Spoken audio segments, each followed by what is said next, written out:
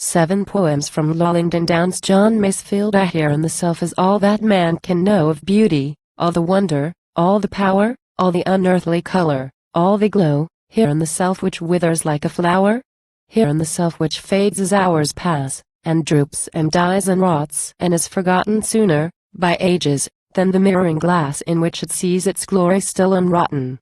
Here in the flesh, within the flesh, behind, swift in the blood and throbbing on the bone, beauty herself, the universal mind, eternal April wandering alone. The God, the Holy Ghost, the atoning Lord, here in the flesh, the never yet explored. 2. What am I? Life? A thing of watery salt held in cohesion by unresting cells which work they know not why, which never halt, myself unwitting where their master dwells. I do not bid them, yet they toil, they spin. A world which uses me as I use them, nor do I know which end or which begin, nor which to praise, which pamper, which condemn.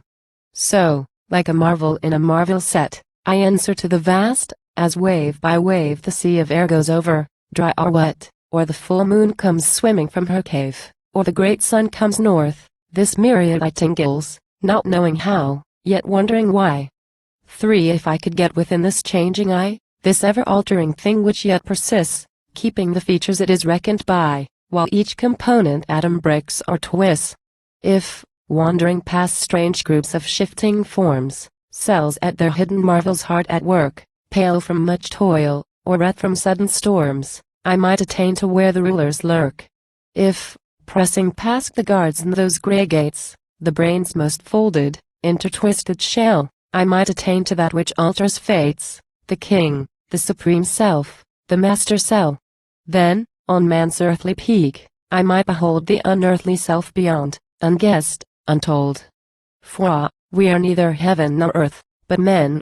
Something that uses and despises both, that takes its earth's contentment in the pen, then sees the world's injustice and is wroth, and flinging off youth's happy promise, flies up to some breach, despising earthly things, and, in contempt of hell and heaven, dies rather than bear some yoke of priests or kings.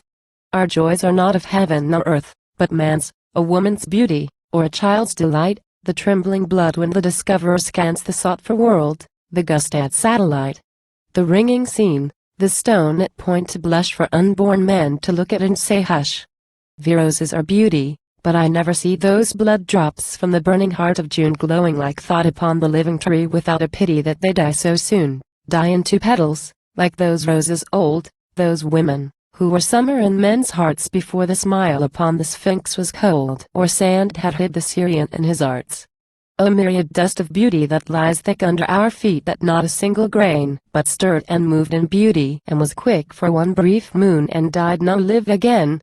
But when the moon rose lay upon the grass pasture to living beauty, life that was. 6. I went into the fields, but you were there waiting for me, so all the summer flowers were only glimpses of your starry powers. Beautiful and inspired dust they were.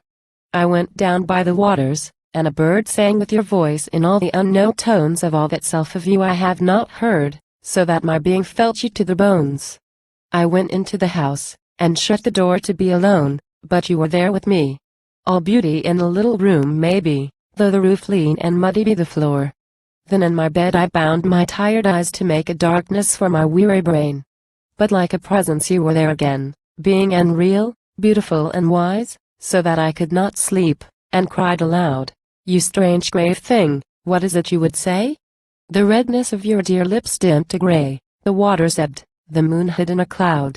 7. Death lies in wait for you, you wild thing in the wood, shy-footed, beauty dear, half seen, half understood, glimpsed in the beech wood dim and in the dropping fir, shy like a fawn and sweet and beauty's minister. Glimpsed as in flying clouds by night the little moon, a wonder, a delight, a paleness passing soon. Only a moment held, only an hour seen, only an instant known in all that life has been, one instant in the sand to drink that gush of grace, the beauty of your way, the marvel of your face. Death lies in wait for you, but few short hours he gives. I perish even as you by whom all spirit lives. Come to me, Spirit, come, and fill my hour of breath with hours of life and life that pay no toll to death.